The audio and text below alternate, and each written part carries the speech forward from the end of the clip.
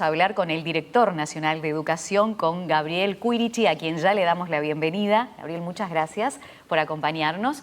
Y vamos a empezar con noticia de este momento que tiene que ver con el decreto que deroga el presidente de la República con respecto a las universidades privadas. Son 4 universidades que tenían una serie de autorizaciones, además de la ACJ, de la Asociación Cristiana de Jóvenes. Ese decreto fue firmado en noviembre de 2024, pero tenía algunas irregularidades por allí, o por lo menos eso es lo que se entiende desde el gobierno. Así que empezamos por ahí, Gabriel, a ver si podemos entender un poquito qué fue lo que pasó. Bueno, buenas noches primero, gracias por la invitación. Bueno, lo que pasó en realidad es que hubo una irregularidad muy notoria por parte de la administración anterior al establecer una autorización permanente con un decreto que debía llevar la firma del presidente de la República y no la tuvo porque se hizo de manera apurada, terminó siendo la resolución que intentaba eso el 26 de febrero, una cosa un poco a la carrera, decimos nosotros, incluso desde la Dirección de Educación tuvimos ya 3 instancias de conversación con los rectores de las universidades explicándoles la situación. Tuvimos un informe de jurídica que planteaba que este decreto debía ser derogado y a su vez esto encadena una serie de resoluciones que estaban en una situación un poco floja jurídicamente, que de verdad perjudicaban al sistema terciario en su conjunto. Entonces, desde el área de educación superior lo que propusimos al ministro y el ministro al presidente, esto de lo que se resolvió fue derogar esas resoluciones a las apuradas y establecer inmediatamente, porque esto es parte de lo que le corresponde al Estado, ¿no? Las instancias de participación para las universidades en el Consejo Consultivo de la Educación Terciaria Privada y elaborar una nueva reglamentación que sea actualizada de acuerdo a un montón de cambios que han existido, ¿no? Pensemos en la educación a distancia. ¿En qué afecta esto a las universidades? O sea, ¿qué se habilitaba, que comenzaron el año con esa posibilidad y ahora cambia? Bueno, formalmente lo que estaban habilitadas algunas entidades a no tener que presentar más algunos tipos de carrera, modificaciones en las maestrías, incluso la apertura de sedes. O sea, lo que les habilitaba era de una, digamos, perspectiva, a nuestro entender, poco firme, en lo legal ni que hablar, perder de vista la regulación que tiene que ejercer el Estado para la política común de la educación superior. En principio no se han visto, porque el decreto, si bien estaba en vigencia, estaba mal hecho y no hubo ni siquiera una publicidad por parte de las universidades, porque se sabía que fue entre gallos y medias noches. Entonces la habilitación definitiva, que es lo que en parte se estuvo conversando, no tuvo ningún efecto para las carreras, los estudiantes, todos quienes están, los docentes que están participando de la educación terciaria privada, mantienen todas sus garantías. La acreditación de carreras no cambia. Para nada. ¿Y qué pasa con las carreras que se pueden cursar o maestrías online, etcétera? Bueno, con respecto a las maestrías y carreras que se están realizando, ninguna se comenzó a partir de esta resolución. Por lo tanto, lo que yo quisiera conversar para la audiencia, sin duda que se puede profundizar, ¿no?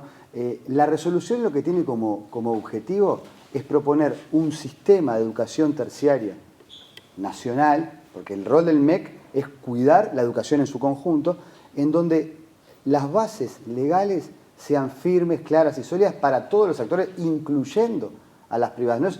Yo quizá con cuidado diría, no es un decreto contra las universidades privadas, en absoluto, porque lo hicimos con diálogo y además ya para esta semana van a estar convocadas a participar en el Consejo Consultivo para elaborar en conjunto la reglamentación. O sea que las universidades privadas aceptaron que estaba esa irregularidad. Las universidades privadas nos plantearon en un principio varias cosas, ¿no? Primero que ellas también fueron parte de este apuro, que no fueron plenamente consultadas, no había, digamos, una visión de satisfacción por cómo se había dado, aunque en algunos casos nos decían, bueno, pero ya tenemos esta posibilidad, ¿por qué no se corrige de otra manera? Y lo que nosotros dijimos, bueno, no es un tema de corregirlo de una manera como uno borra con el codo lo que escribió con la mano, no. Hacemos un nuevo decreto, eliminamos el que está mal, lo que corresponde es la seguridad jurídica para las universidades, para los estudiantes, para los docentes y también para el sistema en su conjunto. Porque podían tomar decisiones por fuera del MEC.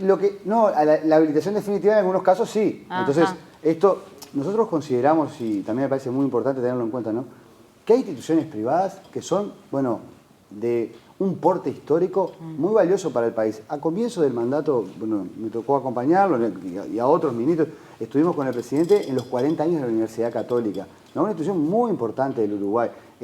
No hay dudas que el 2025 requiere una reglamentación adecuada, moderna, con estos temas, ¿no? La educación virtual, la posibilidad de hacer diferentes tipos, incluso tecnicaturas, maestrías. Lo que no puede ser, yo creo que este es el mensaje más claro, ¿no? Que la autoridad educativa máxima resuelva cambiando, bueno, una resolución por una firma por otra, a 2 días de que termine un mandato por una suerte de agenda liberalizante, sin los criterios que den las garantías para Porque fue el todos. ministro que decidió firmar Sí. en lugar del presidente de la República. No alcanzó a tener la firma del presidente, entonces hizo una resolución que habilitaba al ministro para esto. Esto es lo que está mostrado por, digamos, por el informe jurídico. Y bueno, nosotros en ese caso lo que elevamos fue la resolución de derogar el decreto y empezar uno nuevo para, bueno, yo creo que también este es otro mensaje, ¿no? Para mí muy importante, ¿no? Y lo compartimos en el equipo de gobierno. La perspectiva de construir un sistema educativo nacional. Se acordarán que en campaña muchas veces se hablaba esto de los grandes acuerdos, con participación y acuerdo. Y muchas veces, porque esto también es interesante, ¿no? Se cuestionaba la participación, ¿se acuerdan si los docentes? Bueno, en este caso, con las universidades privadas también hay que escuchar las propuestas y seguir los procedimientos adecuados en donde porque, insisto, hay un área de educación superior donde participan.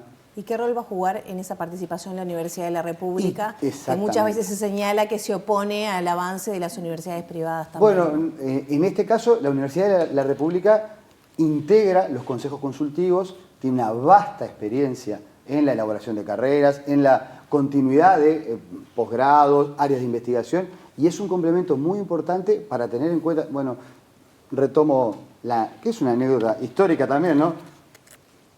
Cuando la celebración de los 40 años de la Católica, su rector dijo: nuestra alma mater es la Universidad de la República. Tenemos que pensar algo que es muy... O sea, estamos en 2025. En Uruguay tenemos casi 200 años de historia de educación pública muy importante. Ni que hablar, la UDELAR, creada entre la presidencia de Oribe y la de Joaquín Suárez. No quiero hacerle una clase de historia, pero es importante. La UDELAR tiene un peso en la formación de nuestra cultura universitaria y de investigación vastísimo. Y de una historia más reciente, entre ellas la Católica y otras, las universidades privadas que han ido creciendo y hoy son parte de un sistema universitario nacional, del que hay que generar las mejores y más actualizadas formas institucionales, que no es lo que pasó, insisto, no contra las privadas, con la resolución mal elaborada jurídicamente por la administración anterior. Lo que hablaba ya del Sistema Nacional de Educación, se reunió la comisión coordinadora que viene del gobierno anterior, pero que también tiene esa capacidad de incluir a varios actores, ¿no? Porque hablamos mucho de la educación, que también influye la seguridad, lo hemos puesto sobre la mesa y están en esta comisión, el INAU, fundamental también, órgano rector. Hay muchos organismos más allá de todos los representantes del ecosistema educativo que están presentes en esta comisión por ese sistema nacional de educación que decías. ¿Qué sale de esa reunión? ¿Cómo van a seguir trabajando? ¿Qué acuerdos, puntos claves en este gran acuerdo nacional que se reclama sobre la educación? Bueno, en principio, nosotros y todos quienes participamos en esa reunión celebramos la convocatoria presencial con las máximas autoridades que van desde UDELAR, universidades privadas, ANEP, UTEC, los institutos y colegios privados, primaria, secundaria, UTU, el SODRE, la educación en el INAU, la educación policial y militar. Exacto. Y el INEFOP, ¿no? En su carácter también de trabajar con las empresas y el mundo laboral. Todas esas autoridades juntas, lo que nos planteamos fue construir una agenda de trabajo mensual con una secretaría permanente, no que fueran contactos vía mail y resolvemos, ¿no? Para desplegar a nivel territorial planes de educación nacional. Ya hay algunas experiencias muy interesantes, incluso algunas aprobadas en el periodo anterior. Nosotros, esto también, bueno, que es parte de la perspectiva de construir una política de Estado de educación uruguaya. Bueno, hay un Plan Nacional de Educación en Derechos Humanos, vaya tema, para la convivencia, para la agenda de derechos, para la seguridad. Los derechos humanos son clave en una perspectiva, ¿no? De una sociedad que vuelva a dialogar entre sí. Bueno, ese plan se va a aplicar en todos los departamentos con la articulación de todas las instituciones de la familia de la educación. Y la perspectiva que nosotros como Dirección de Educación en el MEC propusimos fue que se generara una secretaría permanente, que ya empezó a funcionar, para que no se tratara solamente de reuniones declarativas, sino que empieza a tener un músculo institucional, que eso sí lo había perdido, para ir a los departamentos, generar las instancias. Por ejemplo, ahora en breve vamos a proponer un diálogo territorial, por un asunto que nos parece clave en esto de mejorar la educación, que es la formación docente universitaria, ¿no? Bueno, esto que podría ser una, de verdad, universidad nacional propiamente, porque en todos los departamentos hay centros de formación en educación. Bueno, generar espacios de diálogo educativo, académico, pero también social, para ver qué perspectivas de una universidad de la educación pueden tener cada colectividad y, por ejemplo, el Congreso de Intendentes. Entonces, podríamos invitar a este sistema, no sé, al Congreso de Intendentes a participar, y yo creo que eso nos da una clave de país que, bueno, es muy esperanzadora para ver una educación de futuro. ¿Qué plazos se han marcado, por ejemplo, para la creación de la Universidad de la Educación? ¿Precisa ley? ¿Cómo lo van a trabajar eso? Porque, bueno, es un anuncio largamente procesado, un intento también del gobierno anterior. Nosotros estamos con una perspectiva, en algunos casos, yo te diría, muy optimista, de poder avanzar por dos carriles. Por un lado, en este que les mencionaba, que tiene un componente también de conversación con la sociedad, ¿no? Y yo insisto con una cosa que lo han señalado muchos actores. La Universidad de la Educación es un debe del Uruguay para profesionalizar las carreras docentes, pero también la formación vinculada con la investigación, con la extensión, con la posibilidad de publicar, con que se le reconozcan a los docentes cuando trabajan en esas cosas maravillosas, sea con Ceibal, sea con trabajos vinculados a la salud o al deporte, que eso sea parte de una acreditación profesional, ¿no? No es un reclamo corporativo, por más que también hay que escuchar qué plantean los profesores de formación docente, sus estudiantes, es un reclamo de actualizar al país en una dimensión que, si tanto nos parece importante la educación, eso no puede postergarse, ¿no? Entonces, conversarlo a nivel social es un camino que se puede hacer, ¿no? Con los aportes de la UTEC, porque de la UDELAR, de las privadas, por supuesto, el Consejo de Formación en Educación. Tenemos para ir dialogar muchísimo. Para que todo eso arribe después en el Parlamento. Y además, ¿qué pensamos? Que en paralelo, porque esto es una ventaja, creo, también de nuestro sistema democrático, ¿no? Para crear un ente autónomo se requieren mayorías especiales. Por lo tanto, se requiere de diálogo. No es que nosotros, como Ministerio de Educación y Cultura y la Dirección de Educación, tenemos la responsabilidad de proponer un primer proyecto. Estamos elaborando, en consulta además con varios actores de la ANEP, del Consejo de Formación y Educación, hemos consultado también a los estudiantes de formación docente, a los representantes docentes, ¿no? Estamos elaborando las bases de un proyecto de ley y un posible articulado, pero de cara a que eso vaya al Parlamento, la idea nuestra es que ingrese entre la rendición de cuentas y el presupuesto. Ya fuimos 2 veces con José Carlos Mahí, el ministro, y bueno, también con Pablo Cayani como presidente de la ANEP, a la Comisión de Educación. La reunión en la Comisión de Educación, por eso yo te decía lo optimista, Lorena, fue una reunión muy interesante porque tanto Pedro Bordaberry, ¿no?, como Graciela Bianchi, que cuando sale de redes sociales y conversa de estos temas es muy interesante también escucharlo, plantearon acuerdos y dudas, pero no hubo una negativa, al revés. Colorados y blancos. Incluso Robert Silva estuvo menos preciso en algunas cosas porque tiene otra visión, creo, pero los legisladores Frente Amplista, que estaban, bueno, Sebastián Sabini, que participó muchísimo también en la elaboración de proyectos anteriores, Patricia Kramer y Blanca Rodríguez, hubo un acuerdo general de que es necesario caminar hacia eso. Después se discutirán elementos, que hay que discutirlos. Cómo puede ser la gobernanza, qué tipo de formación es específica de la didáctica y cuál es específica de, por ejemplo, en historia. ¿Cuánto tenés que tener de investigación histórica? Pero de clase tenés que tener de didáctica. Bueno, ¿cuánto es territorial? ¿Cuánto podés hacer vos un crédito con la UTEC y otro hacerlo en la UDELAR y otro en formación en la Universidad de la Educación? Pero esas cuestiones nosotros aspiramos a que las discuta el Parlamento, que las discuta también la sociedad, y de ahí va a salir una universidad que creo que es un logro de todo el país, ¿no? Y ese acuerdo nacional sería sí, un gran logro, ¿no? Porque cada vez que hablamos de los temas que hablemos, llegamos a educación. Siempre, hablemos de seguridad, hablemos de los grandes problemas del país, del crecimiento, siempre terminamos en la educación. Así que gran trabajo, sí, Gabriel, pero ahí los vemos a tus espaldas, a todos esos niños que también, ¿no? Esos 30.000 niños que nacen por año y ese reclamo de poder ofrecerles un buen sistema para que puedan estudiar, pero eso viene acompañado también de fuertes políticas sociales. Uno de esos es, por ejemplo, el bono de los 2.500 pesos, finalmente, ¿cómo se va a articular? ¿Qué significa? ¿Se queda solo en eso? o es dentro de un plan más Bueno, amplio? mirá, yo comentaría esto con ganas de charlar mucho de estos temas porque realmente son importantes, ¿no? La perspectiva con la que estamos trabajando desde el gobierno, los distintos equipos, ¿no? Es la de consolidar un rol del Estado activo, dinámico, en diálogo siempre, para recuperar aquello tan valioso de nuestra historia que es el Estado como escudo de los débiles para generar igualdad de oportunidades. Y la educación es un punto clave. Entonces, tanto la política del bono como la perspectiva de trabajar convocando de vuelta a que los chiquilines y las chiquilinas concurran a los liceos y las escuelas, que no solo convocar de llamar, es decir, tenemos que generar las condiciones para que eso pase. Pensemos que, más allá de lo que cada uno pueda decir, uno de los principales problemas que hoy tiene la educación es que están yendo menos a clases. Y ahí podemos discutir si porque las clases así, porque los turnos son largos, porque hay un montón.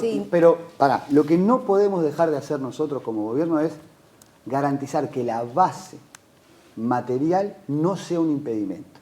Entonces, la perspectiva del bono, que hoy tiene ciertas características propias de un presupuesto que no es el propio, nosotros, y esto también hay que destacar la labor del Ministerio de Economía, del área de políticas públicas que se creó en Presidencia. Está asegurada la partida. Esta partida no es la promesa con la que vamos a cumplir electoral, que es la promesa de Yamandú, es un bono universal a partir de marzo.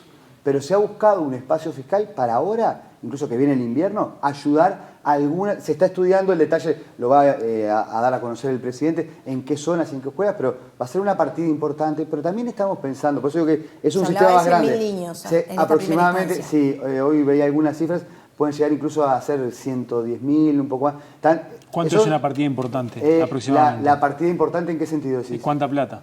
El bono es 2.500 pesos, por única vez, cada vez que vuelvan a clases, ¿no? Es decir, cada marzo, ese es, quizás te acordás de los compromisos de campaña aquellos en Colonia.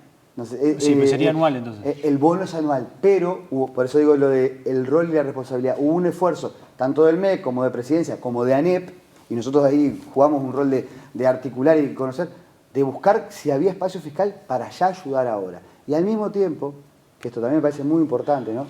Se está trabajando, pero con mucho cuidado y dedicándole mucho tiempo, a elaborar un plan de becas nacional para acompañar a todos los adolescentes que, de verdad, si se logra concretar, sería una de las inversiones históricas más importantes para adolescencias, que es un foco clave de la educación y muchas veces que ha sido postergado, ¿no? En liceos y UTUS, de cara, eso sí, depende de la ley presupuestal. ¿Y por cuánto tiempo se controla después del pago? ¿Por cuánto tiempo se controla que se mantiene la asistencia? La asistencia, ¿de qué estamos? ¿Del bono? Del bono, sí. No está O sea, cada vez que vuelven a clase se premia con el bono, acabas de decir.